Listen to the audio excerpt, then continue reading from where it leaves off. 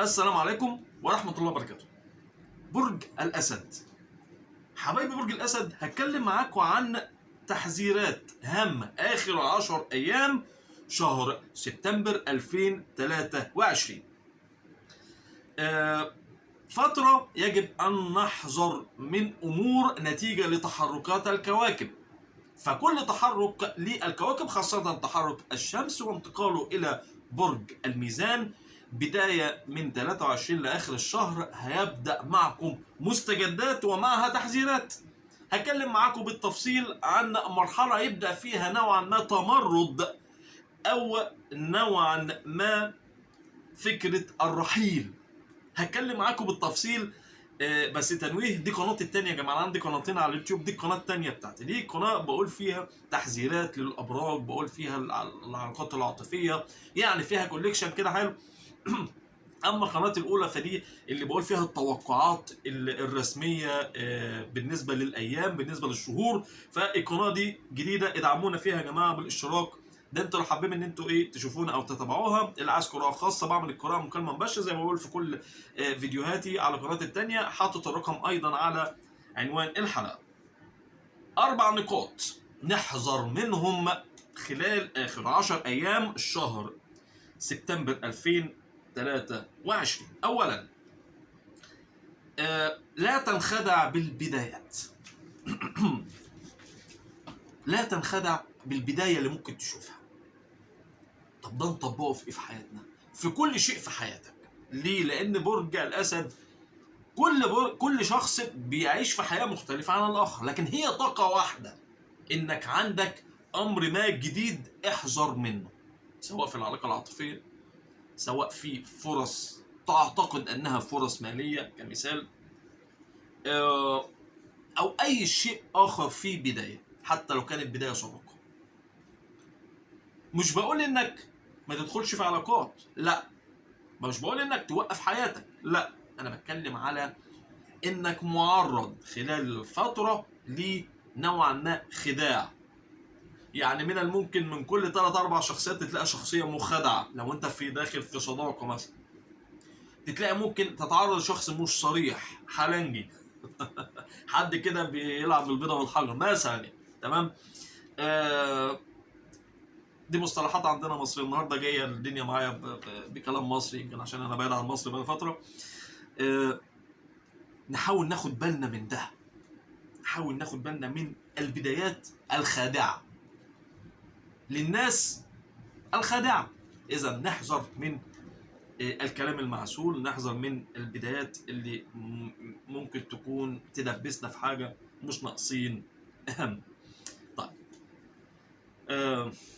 نقطة مهمة هتلاقي البعض منكم، مش لكلكم، دي تمرد يبدأ. مش لكلكم. ليه؟ لمن استوعب درس. يعني خلال الفترة هتلاقي فيه تمرد كبير لم يكن في الحسبان. تمرد منك باعتراضك على أمر ما، عايز تسيطر، في سيطرة، في قيادة كده عندك.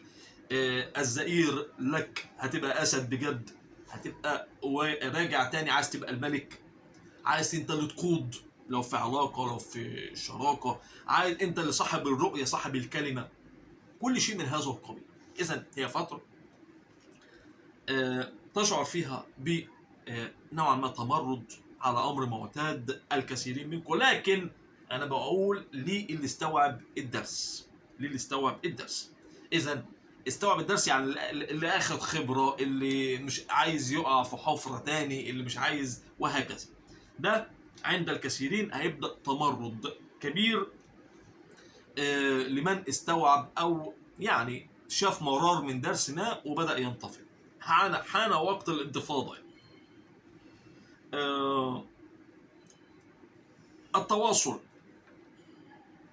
التواصل أمر جيد مع المقربين.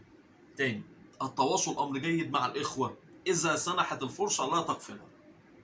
تاني، إذا سنحت الفرصة للصلح أو التواصل مع المقربين، شخصيات انت عارفهم، مش شخصيات بدايات. زي ما انا قلت لا تتخدع بالبدايات، لا، البدايات دي حاجات جديده لسه لسه داخله في حياتك. لكن الشخصيات المقربه، لان الفتره مناسبه جدا للتصالح مع من كنت تمر معه مشكله. طيب احنا نعمل ايه خلال الفتره؟ هل نتصالح؟ الفتره هيبقى فيه ممكن رجوع بارادتك، ممكن توقع حلو خاصه مع الاخوه. لو انت في مشكله مع الاخوه او المقربين لا تقطع الاتصال اذا سنحت الفرصه، وده تحذير انك ما تقدمش على خطوه تصالح لو في مشكله مع الاقارب، مع الاخوه، مع اي حد. هو كويس بالنسبه لك الفتره. حاول انك تكون متجاوب في ده.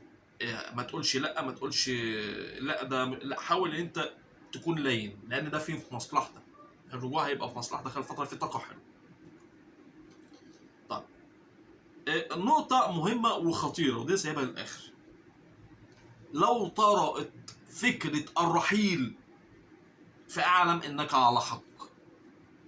تاني، لو طرأت في دماغك، طقت في دماغك خلاص انك ترحل، فانت على حق. طب الرحيل ده في ايه؟ سفر، ترك شخص وارد. كل شخص على حسب خط سير حياته. فكرة الرحيل، ليه انا بقول النقطة دي؟ لانك هتكون في قمة التركيز خلال الفترة مع ظهور حقائق او مستجدات لم تكن تعلم عنها شيء. اذا فكرة الرحيل هتبقى مرتبطة بانك على حق. فكرة الرحيل هتبقى مرتبطة بفكرة انك على حق، انك للشخصية دي في حياتك لا تستحق. فكرة الرحيل هتبقى واردة في مكان عملك، المكان العمل ده لا يناسب لك لانك في عك. فكرة الرحيل عن اي شيء او اي مجتمع انت في، حتى لو رحيل بافكار. يعني انت ما تتكلمش في اي فكرة او اي ميول انت كنت بتتكلم فيها قبل كده. فكرة مهمة ولا تتركوها. فإذا طرأت لديك خلال المرحلة آخر 10 أيام تعرف إن الموضوع ده أنت على حق فيه. أنت على حق فيه. إذا التمرد يبدأ عندما نستوعب الدرس. التواصل الجيد لا توقفوه مع الأحباء، فلا تقطع الاتصال إذا سنحت الفرصة. لا تنخدع بالبدايات، بلاش الخداع البدايات. لو طرأت فكرة الرحيل ارحل، فأنت على الأغلب على حق. حتى لتنويه الناس اللي بتتابعنا عن طريق الفيديوهات المقترحة واللي لسه داخل على القناة جديد، في زرار اسمه اشتراك أو سبسكرايب على حسب ما يظهر لك، دوست عليهم بقيت مشترك معانا في القناة.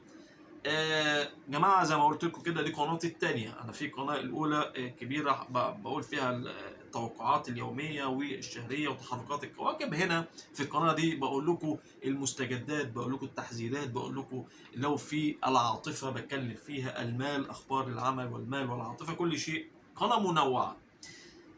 ما تنسوناش دعمنا في القناة عشان يوصلك مني كل جديد. يا رب كده حبايبي. برج الأسد، جمال أبراج تكون بأمان وأمان. سلام عليكم.